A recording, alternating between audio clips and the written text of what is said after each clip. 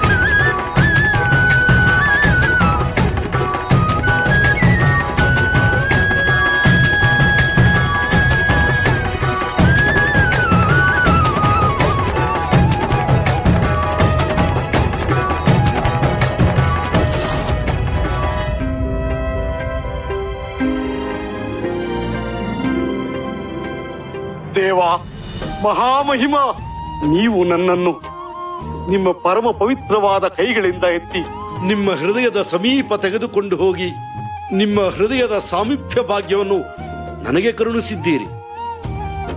ಧನ್ಯನಾದೆ ದೇವ, ಇಂದು ನಾನು ಧನ್ಯನಾದೆ. ಆದರೆ ಇಲ್ಲಿಂದ ನನ್ನನ್ನು ಸಾಗರದವರೆಗೆ ಕೊಂಡೊಯ್ಯಬೇಕಲ್ಲ. ವಿಶಾಲ ಗಾತ್ರದ ನನ್ನನ್ನು ಈ ಭೂಮಿಯ ಮೇಲಿನಿಂದ ಸಮುದ್ರದವರೆಗೆ ಕೊಂಡೊಯ್ಯುವಾಗ ಇನ್ನ ಪರ್ವತದ ಭಾಗಗಳು, ಅನೇಕ ಊರುಗಳು, ಚಿಕ್ಕಪಟ್ಟ ಬೆಟ್ಟ ಗುಡ್ಡಗಳು, ಅರಣ್ಯ ಜೀವಿಗಳಿಗೆ ತಾಕಿ ಅವು ಛಿದ್ರಗೊಳ್ಳುತ್ತವೆ. ಪರ್ವತರಾಜ ಮಂದರ, ನಿನ್ನನ್ನು ಇಲ್ಲಿಂದ ಸಾಗರದವರೆಗೆ ಭೂಮಿಯ ಮಾರ್ಗವಾಗಿ ಕೊಂಡೊಯ್ದರೆ ನೀನು ಆತಂಕ ಪಡುವಂತಹ ಎಲ್ಲ ಅನಾಹುತಗಳು ಸಂಭವಿಸುತ್ತವೆ. ಆದರೆ ನಿನ್ನನ್ನು ಆಕಾಶ ಮಾರ್ಗದಲ್ಲಿ ಕೊಂಡೊಯ್ದರೆ ಯಾವ ಅನಾಹುತವೂ ಸಂಭವಿಸುವುದಿಲ್ಲ. ಹಾಗೆ ಹಾರಿಕೊಂಡು ನನ್ನನ್ನು ಸಾಗಿಸುವ ಸಾಮರ್ಥ್ಯ ಯಾರಲ್ಲಿದೆ ತಂದೆ? ಮಂದರ, ಈ ಪಕ್ಷಿರಾಜ ಗರುಡ 14 ಲೋಕಗಳಿಗೂ ಕ್ಷಣ ಮಾತ್ರದಲ್ಲಿ ಹಾರಿ ಬರಲು ಸಮರ್ಥ. ಪ್ರಭು, ನಾನು ಹೀಗೆ ಹೇಳುತ್ತಿರುವುದಕ್ಕೆ ನನ್ನನ್ನು ಮನ್ನಿಸಬೇಕು. ನಿಮ್ಮದು ಅಮಿತವಾದ ಪರಾಕ್ರಮ ಎಂಬುದನ್ನು ನಾನು ಬಲ್ಲೆ. ನೀವು ನನ್ನನ್ನು ಎಲ್ಲಿಂದ ಎಲ್ಲಿಗೆ ಬೇಕಾದರೂ ಸಾಗಿಸುವಿರಿ ಎಂಬುದರಲ್ಲಿ ನನಗೆ ಎಳ್ಳಷ್ಟೂ ಸಂಶಯವಿಲ್ಲ.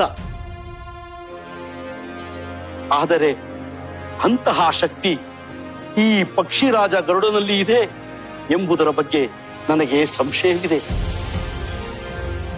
ಆಗಲೇ ಹೇಳಿದಂತೆ ಇದು ಭೂಲೋಕದ ಉಳಿವಿನ ಪ್ರಶ್ನೆ. ಈ ಪಕ್ಷಿರಾಜ ಗರುಡ ತನ್ನ ಕೊಕ್ಕಿನಲ್ಲಿ ನನ್ನನ್ನು ಎತ್ತಿದರೆ ಆಗ ನಾನು ನಂಬಿ ನೀವು ಹೇಳಿದ ಕಡೆ ಬರುವೆ. ಪ್ರಭು, ನನಗೆ ಅನುಮತಿ ಕೊಡಿ. ಈ ಪರ್ವತರಾಜನ ಸಂದೇಹವನ್ನು ನಾನು ಪರಿಹರಿಸುತ್ತೇನೆ. ಆಗಲಿ ವೈನತೆಯ. ನಮಗೆ ಸಹಾಯ ಮಾಡುವವರ ಸಂಶಯವನ್ನು ದೂರ ಮಾಡುವುದು ನಮ್ಮ ಕರ್ತವ್ಯ.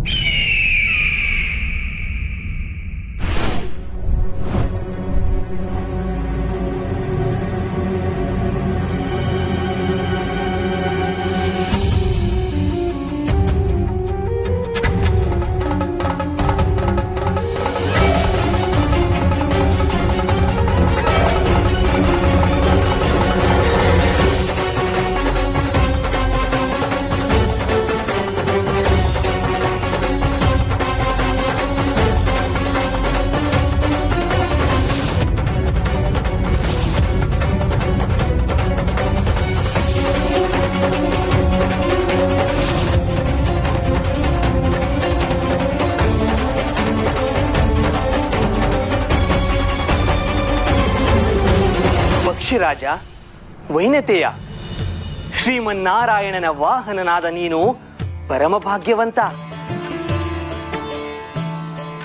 ಶ್ರೀಮನ್ನಾರಾಯಣನ ಕಾರ್ಯದಲ್ಲಿ ದೇವತೆಗಳ ಶ್ರೇಯಸ್ಸಿಗಾಗಿ ನಿನ್ನಿಂದ ಈ ಮಂದರ ಪರ್ವತ ಎತ್ತುವಂತಾಗಲಿ. ನಿನ್ನ ಶಕ್ತಿ ವೃದ್ಧಿಸಲಿ. ನಾರಾಯಣ ನಾರಾಯಣ.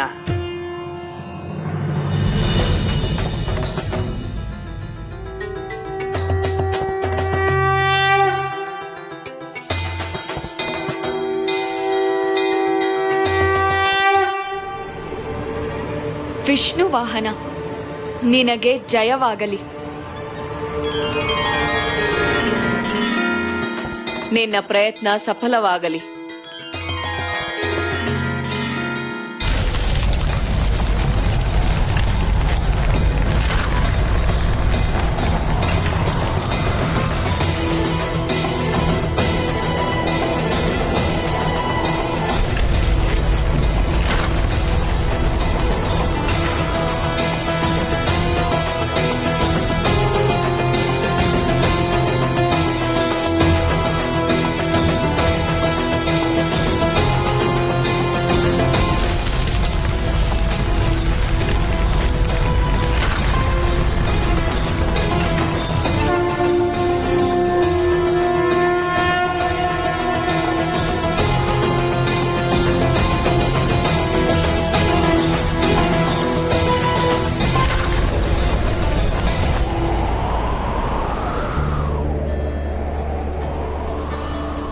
ಪ್ರಭು, ನಿಮ್ಮ ಅನುಗ್ರಹದಿಂದ ಮಂದರ ಪರ್ವತವನ್ನು ಎತ್ತಲು ಸಾಧ್ಯವಾಯಿತು.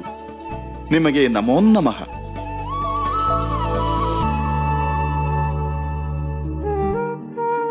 ಪಕ್ಷಿರಾಜ ಗರುಡದೇವ, ಈ ಮಹಾವಿಷ್ಣುವಿನ ವಾಹನವಾದ ನಿನ್ನ ಶಕ್ತಿಯ ಬಗ್ಗೆ ಸಂಶಯ ಪಟ್ಟಿದ್ದಕ್ಕೆ ನನ್ನನ್ನು ಕ್ಷಮಿಸು. ದೇವ ನಾರಾಯಣ, ಇನ್ನು ನಾನು ಯಾವುದೇ ಆತಂಕವಿಲ್ಲದೆ ನಿಮ್ಮೊಂದಿಗೆ ಬರುವೆ. ದೇವತಾ ಕಾರ್ಯಕ್ಕೆ ನಾನು ಸದಾ ಸಿದ್ಧ. ಪರ್ವತರಾಜ, ಮಂದರ, ನಿನಗೆ ಮಂಗಳವಾಗಲಿ.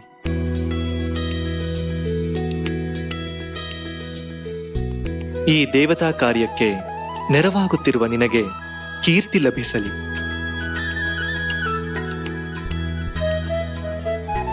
ನಾನು ನಿನ್ನನ್ನು ಗರುಡದೇವನ ಮೇಲಿರಿಸಿ ಕುಳಿತುಕೊಳ್ಳುತ್ತೇನೆ.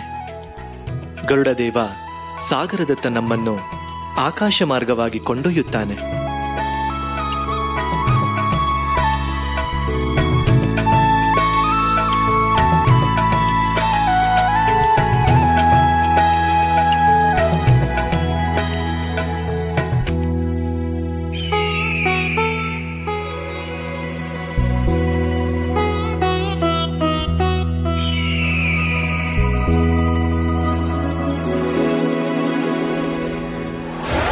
ನಾರಾಯಣ ನಾರಾಯಣ.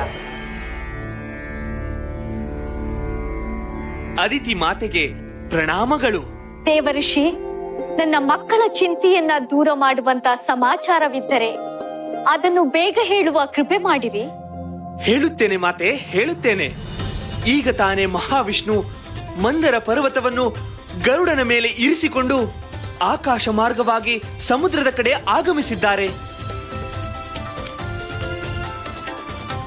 ಮಹಾಸರ್ಪ ವಾಸುಕಿಯು ಅಲ್ಲಿಗೆ ಆಗಮಿಸುತ್ತಾನೆ.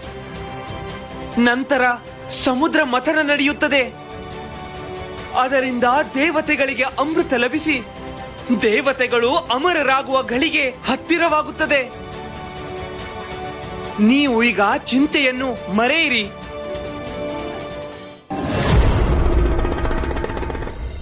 ಆ ಇಂದ್ರ ಹೇಳಿದ್ದನ್ನು ನಾನು ಕೇಳಿದ್ದೇನೆ.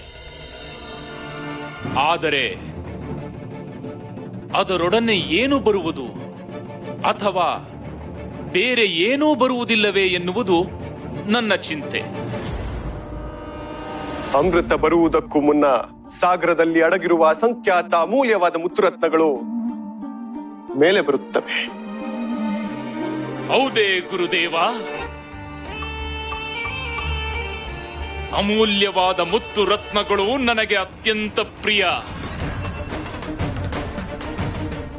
ಹಾಗಾದರೆ ಸಮುದ್ರ ಮಥನದೊಡನೆ ಮೇಲೆ ಬರುವ ಅಮೃತದೊಂದಿಗೆ ಆ ಎಲ್ಲ ಮುತ್ತು ರತ್ನಗಳನ್ನು ನಾನೇ ಪಡೆಯಬೇಕೆನ್ನುವುದು ನನ್ನ ಆಸೆ.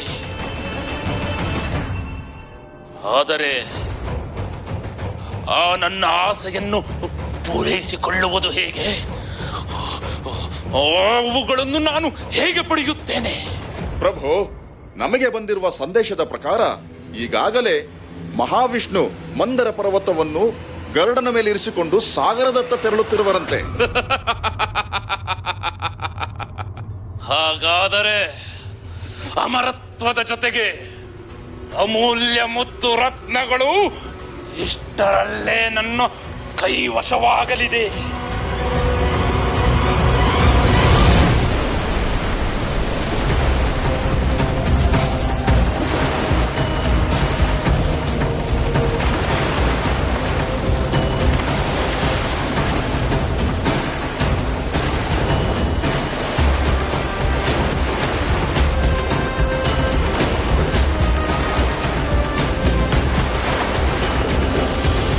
ಈ ಸುರಾಸುರರು ನಮ್ಮ ಪ್ರಭು ಜಲಂಧರ ದೇವನ ಆಜ್ಞೆಯನ್ನು ಮೀರಿ ಮತ್ತೆ ಇಲ್ಲಿಗೆ ಬಂದಿದ್ದಾರೆ.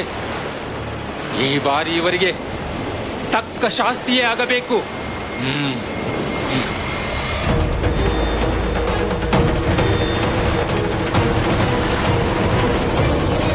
ಈಗಾಗಲೇ ಆ ದೇವತೆಗಳನ್ನು ಮತ್ತೆ ಸಾಗರ ತೀರಕ್ಕೆ ಬಾರದಂತೆ ಓಡಿಸಿದ್ದೇನೆ. ಪ್ರಭು ಜಲಂಧರ ದೇವನಿಗೆ ಪ್ರಣಾಮಗಳು. ಸಾಗರ ರಕ್ಷಕರೇ, ಏನು ವಿಷಯ? ಪ್ರಭು, ಸಾಗರ ತೀರಕ್ಕೆ ಸುರಾಸುರರು ಆಗಮಿಸಿದ್ದಾರೆ. ಈ ಬಾರಿ ಸ್ವತಃ ಇಂದ್ರ ದಾನವರಾಜನಾದ ಬಲಿರಾಜ ಬಂದಿದ್ದಾನೆ. ಓಹೋ, ಹಾಗೋ, ಒಳ್ಳೆಯದೇ ಆಯಿತು. ಅವರಿಬ್ಬರು ನಾಯಕರನ್ನು ಒಟ್ಟಿಗೆ ಅಟ್ಟಿಸಿಬಿಟ್ಟರೆ ಅವರ ಅನುಯಾಯಿಗಳು ಇತ್ತ ಸುಳಿಯುವ ಯೋಚನೆಯನ್ನು ಮಾಡುವುದಿಲ್ಲ. ಸಮುದ್ರ ಮಥನ ಮಾಡಬೇಕೆಂಬ ಅವರ ದುರಾಸೆಯನ್ನು ಇಂದಿಗೆ ಕೊನೆಯಾಗಿಸುತ್ತೇನೆ. ಬಲಿಚಕ್ರವರ್ತಿಗೆ, ಇಂದ್ರದೇವನಿಗೆ, ಬಲಿಚಕ್ರವರ್ತಿಗೆ, ಇಂದ್ರದೇವನಿಗೆ, ಸಮುದ್ರ ಮಥನ. ಅಸುರ ಕುಲ ಅಮರತ್ವ ಅಸುರ ಕುಲ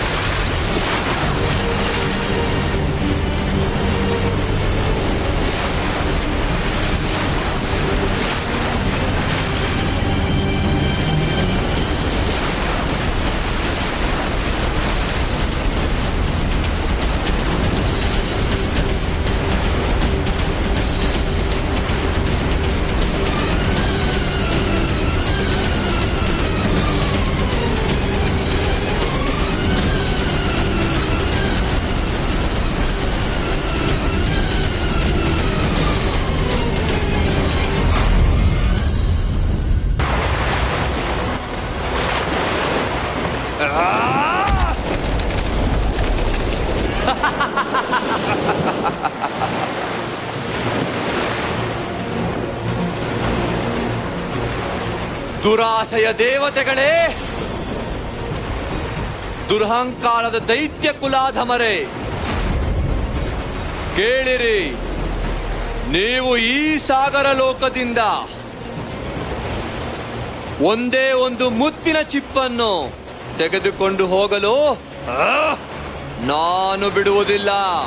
ಎಲೆ ಎಲೆ ಓ ಅವಿವೇಕಿ ಜಲಂಧರ, ಸಕಲ ಚರಾಚರ ಸೃಷ್ಟಿ ಲಯಗಳಿಗೆ ಕಾರಣರಾಗಿರುವ ಆ ತ್ರಿಮೂರ್ತಿಗಳೇ ನಮ್ಮನ್ನು ಈ ಸಮುದ್ರ ಮಥನ ಕಾರ್ಯಕ್ಕೆ ಪ್ರೇರೇಪಿಸಿದ್ದಾರೆ. ಅದನ್ನು ತಡೆದು ನೀ ನಾಶವಾಗಬೇಡ. ನಾನು ನಾಶವಾಗುವುದೇ?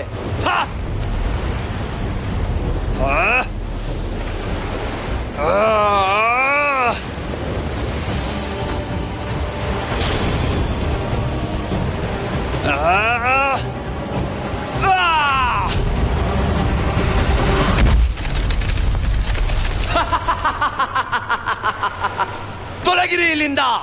ಏಯ್, ನಿಲ್ಲು ಜಲಂಧರ.